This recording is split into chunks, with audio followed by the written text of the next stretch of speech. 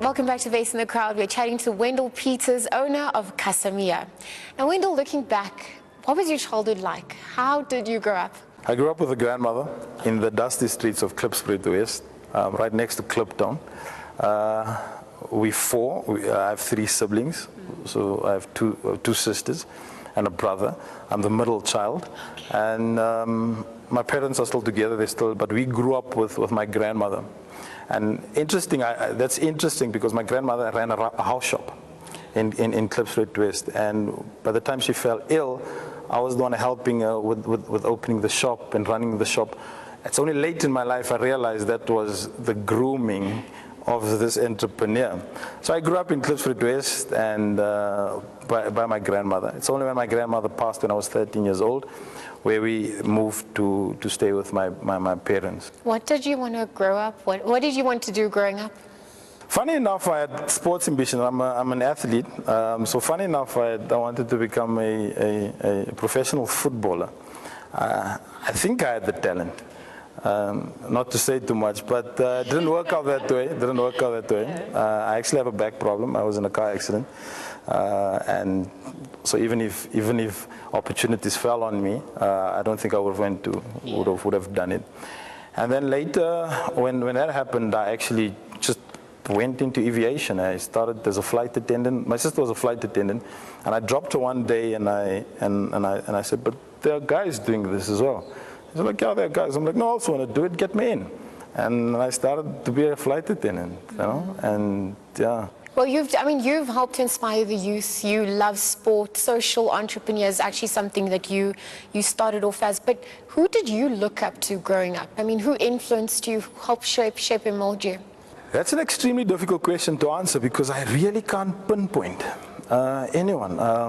It makes me think of the song of Whitney Houston where, I've got no one really to look up to, especially in the business side of things. But because I was in sport, I'd always just look at soccer heroes. Like Ronaldo was one of the guys I always want to watch. Not the Ronaldo of today, of Brazil. From Brazil, yeah. So those are the guys I always kind of envied because that is where my interest lied. But in terms of after my grandmother passed, obviously I always wanted to do things for her. She had done everything for us. As a teenager, I took a small dip when she passed away. I kind of felt, no, there's no need to work this hard anymore because, the lady I wanted to do things for is not there anymore. And it's only when I kind of moved through high school with that attitude. I was very relaxed because of that. And it's only when I started entering aviation when my eyes started opening up again, when I started flying across and I could see younger people flying, and I thought, I don't want to fly as a flight. I want to fly. I want someone to serve me now, and that's where the ambition started and things like that. So to date, are there any mentors or people that help you along your entrepreneurial journey thus far? Yes, no, of course. What they say, umuntu gabantu. A person is a person because of other people. I've got a gentleman that has taken me under his shoulder. His name is Paolo Terzi. He's my technical mentor. It's an Italian guy, old guy. I actually bought the plant from him. So he was at the retirement age and he was selling of everything. And he's become more than my mentor, I think he's my business father. Sometimes I don't know what to do. I phone him and he can't shout me.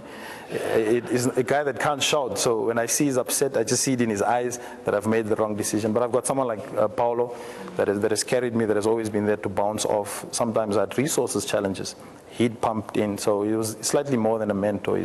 He's kind of taken me under his wing up, and he said he'll take me under his wing up until he closes his eyes. So that was amazing for me. He's parted so much skill because he has 40 years experience in running factories. So he's given me all the skill, his transfer skill. He's kept nothing back. Everything I asked, he's given me. Information he's given me, so he's the one that I've been leaning on ever since, and I still lean on him though. So we managed to also speak to a few people who know you on a more personal level, and this is what they had to say.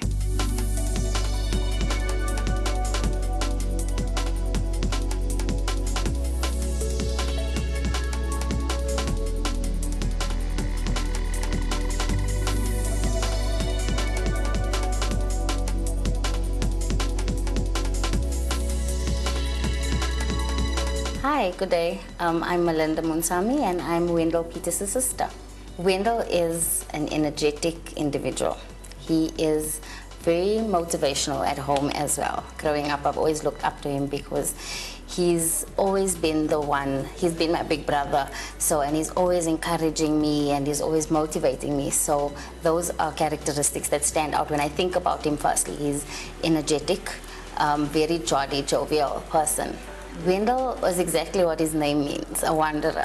So he found himself in a lot of youth development programs. And then also he'll be involved in the youth, he'll be involved, he was in aviation also, so he'll be traveling the world and he was all over the place.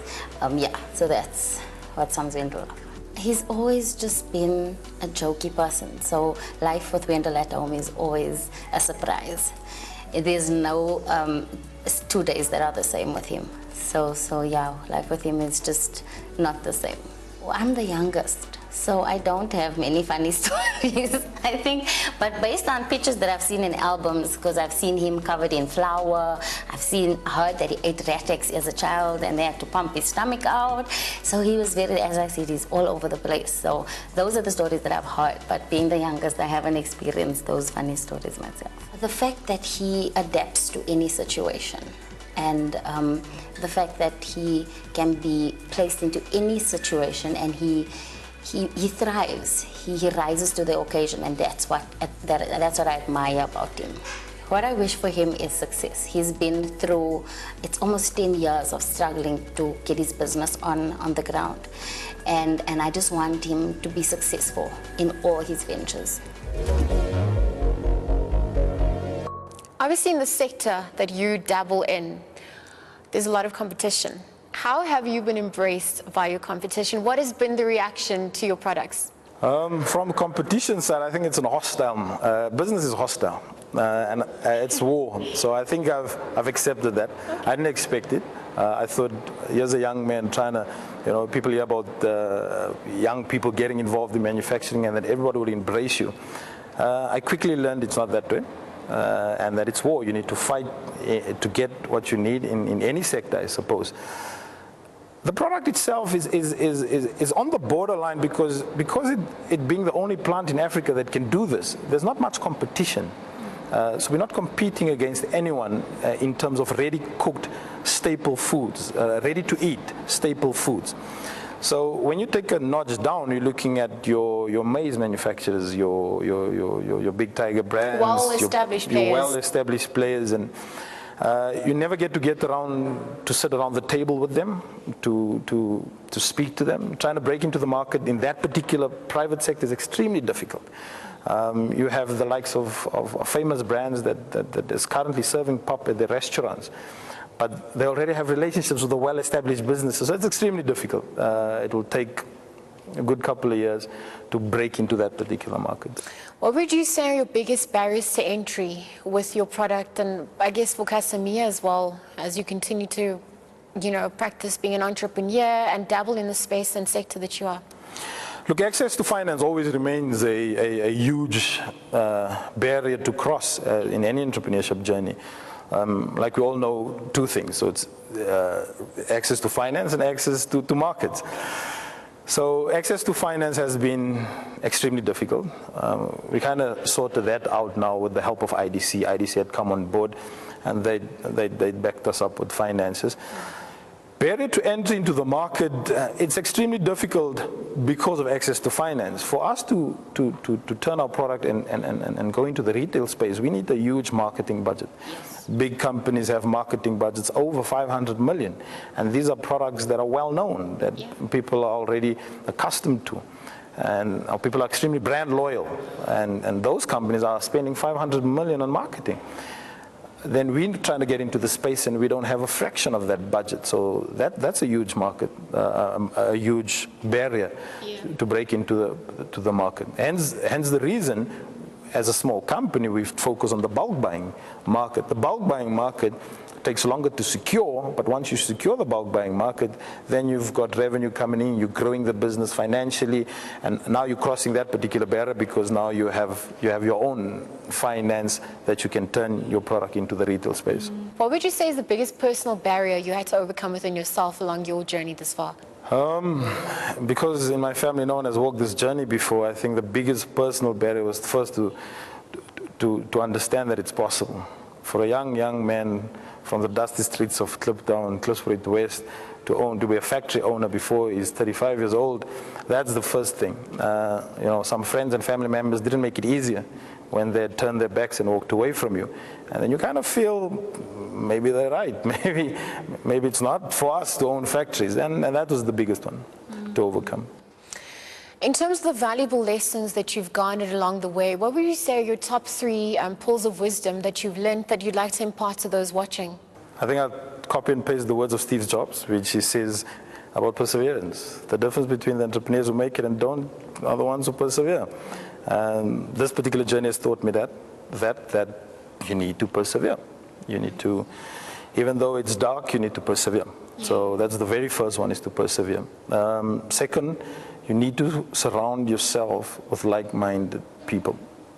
I don't have any friends at the moment because none of my friends are entrepreneurs. And when the journey was tough, they couldn't understand why Wedell does not just go and get himself a job. Why is he still pursuing this entrepreneurship thing? So you need to surround yourself with like-minded people.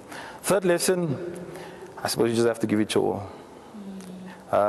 And I'd like to copy and paste the words once again of Steve Harvey, where he says, at times you have to jump and make sure that you fly.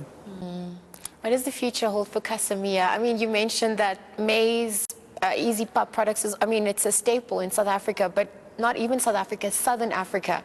What can we expect from you for the future? I think the future looks bright, difficult but bright. We're going to be focusing on the staple food for now. So our mission and our vision is to play in that particular space into the healthy, ready-cooked maize meal products. Our products have already been tested by the Botswana government. It's already been tested by the Namibian government. We're going, in the next couple of weeks, we're going to a food expo in Kenya. So where we see ourselves is actually having plants like this in other parts of Africa.